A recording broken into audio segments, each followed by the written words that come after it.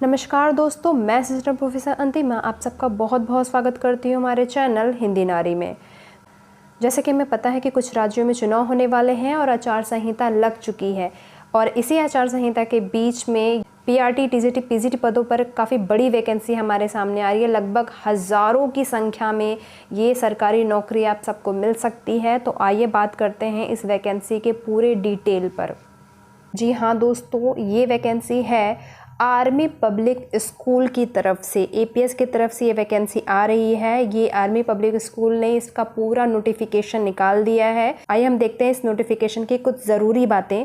ये पहले नंबर पे है कि ये जनरल इंस्ट्रक्शन दिया है कि कितने स्कूल हैं। लगभग 136 आर्मी पब्लिक स्कूल हैं।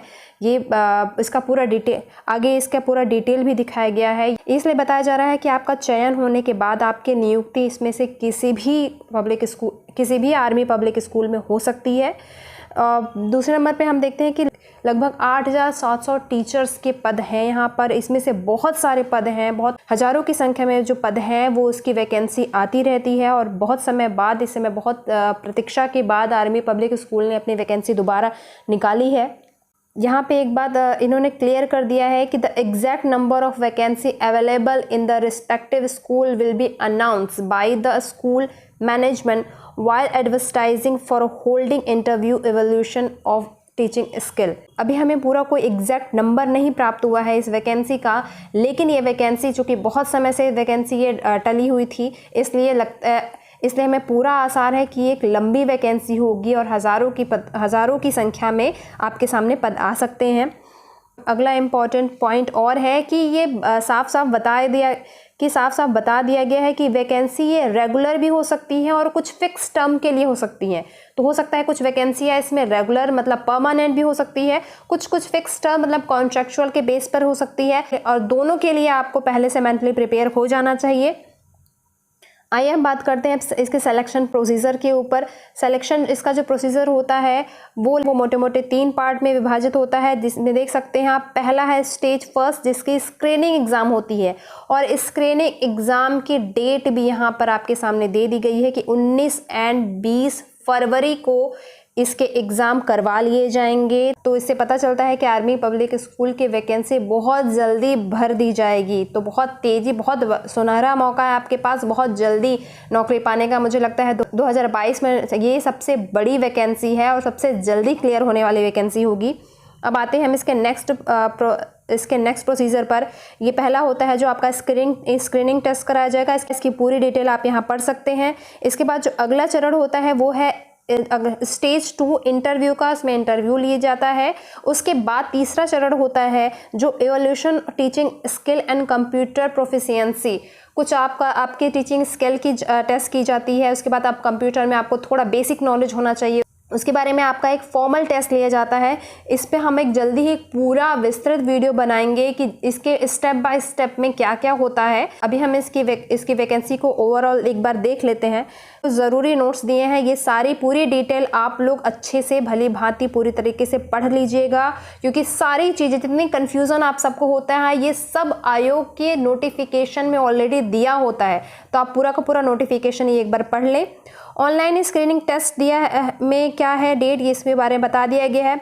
अब यहाँ पे जो अगली इम्पॉर्टेंट बात है कि क्वालिफिकेशन क्या होनी चाहिए।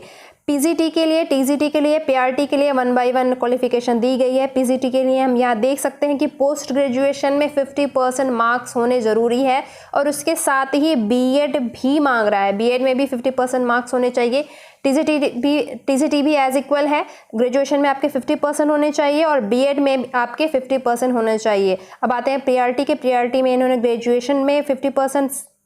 ग्रेजुएशन में मिनिमम 50% मांगा है और 2 ईयर डिप्लोमा लाइक बीएड या फिर बीटीसी, इस तरह के जो भी आपके पास 2 ईयर डिप्लोमा है वो है तो आप अप्लाई कर सकते हैं। यहाँ पे कुछ इंपॉर्टेंट स्टार पॉइंट दिया है, ये भी सब आप लोग देख लेंगे, पूरा डिटेल पढ़ लेंगे। अब हम देखते हैं कि एज का क्या क्राइटेरिया है। यहाँ पे दिया हुआ है कि एज एज ऑन 1 अप्रैल 2021 के हिसाब से इसमें काउंट किया जाएगा कि बिलो 40% किया जाएगा कि बिलो 40 होने चाहिए फ्रेश कैंडिडेट के लिए, और यदि आपके पास एक्सपीरियंस है तो आप 57 ईयर तक आपको छूट मिल सकती है। इसी तरीके से पूरी डिटेल यहाँ पे दी हुई है, आप देख सकते हैं। एग्ज़ामिनेशन फ़ीस दिया गया है कि एग्ज़ामिनेशन फ़ीस ये है 385 रुपये एग्ज़ामिनेशन फ़ीस लगनी है, जो कि नॉन रिफंडेबल है, आपको वापस नहीं किया जाएगा। एक बार अगर आप फॉर्म भर देते हैं तो फिर इसके आपका सिलेक्शन हो या ना हो, आप एग्ज़ाम दें या ना दें, यह फ़ीस रिफंडेबल नहीं होगी। 385 रुपये फ़ीस लग रही है। एग्ज़ाम सेंटर कहाँ कहाँ होंगे इसके बारे में पूरी डिटेल दी गई है। एडमिट कार्ड आपको ऑनलाइन ही अवेलेबल होगा। एग्ज़ाम के रिज़ल्ट कब तक आ जाएंगे, क्या है, इसके साथ आप देख सकते हैं पूरी टाइमलाइन की डिटेल आपको दी गई है यहाँ पे कि रजिस्ट्रेशन की जो डेट है 7 जनवरी 2022 से 28 जनवरी 2022 तक आप ये फॉर्म भर सकते हैं। और एडमिट कार्ड जो है वो आपका 10 फरवरी तक उपलब्ध हो जाएगा। एग्ज़ाम जो आपका रिटन स्क्रीनिंग एग्ज़ाम होना है वो 19 और 20 फरवरी को होंगे, और रिज़ल्ट जो है वो उसका हार्डली 28 फरवरी 2022 तक आ जाएगा। तो बहुत तेज़ी से ये वैकेंसी क्लियर हो रही है दोस्तों। अब हम आते हैं नेक्स्ट कि कितने आर्मी पब्लिक स्कूल हैं, जिसकी शुरू में उन्होंने बात की थी कि 136 पूरे आर्मी पब्लिक स्कूल हैं। ये लिस्ट आप ध्यान से देख लें, क्योंकि अगर आपका चयन होता है तो इसमें से किसी भी जगह आपको भेजा जा सकता है। नेक्स्ट जो एनेक्सर है वो है कि लिस्ट ऑफ सब्जेक्ट, किस किस सब्जेक्ट में सीटें खाली हैं। अभी पर्टिकुलर हर सब्जेक्ट में अलग से सीट नहीं बताई गई है, ये बाद में बताई जाएगी, जल्दी ही आपके सामने बता दी जाएगी। लेकिन अभी अभी किस सब्जेक्ट में आप अप्लाई कर सकते हैं वो पूरा बता दिया गया है कि पीजीटी में आप किस किस सब्जेक्ट के लिए अप्लाई कर सकते हैं, और कहाँ किस में सीट नहीं है उसको ब्लैंक छोड़ दिया गया है। इसी प्रकार टीजीटी में कहाँ कहाँ सीटें हैं वहाँ टिक लगा हुआ है, और जहाँ नहीं सीटें हैं उसको ब्लैंक छोड़ दिया गया है। तो उन सीटों पे आपको अप्लाई नहीं करना है जो सीटें ब्लैंक छोड़ दी गई हैं। नेक्स्ट जो एनेक्सर है वो पूरा डिटेल बताया गया है कि आपको क्वालिफिकेशन क्या होनी चाहिए, किस सब्जेक्ट की होनी चाहिए। हर सब्जेक्ट के लिए अलग अलग ये पूरी डिटेल दी गई है, आप इसको बारीकी से पढ़ लें। यहाँ पे सब्जेक्ट वाइज आपको दिखाया गया है कि कौन कौन सी वैकेंसी आपके लिए के हिसाब से आप एलिजिबल हैं। तो आप इसको एक बार डिटेल में पूरा पढ़ लें।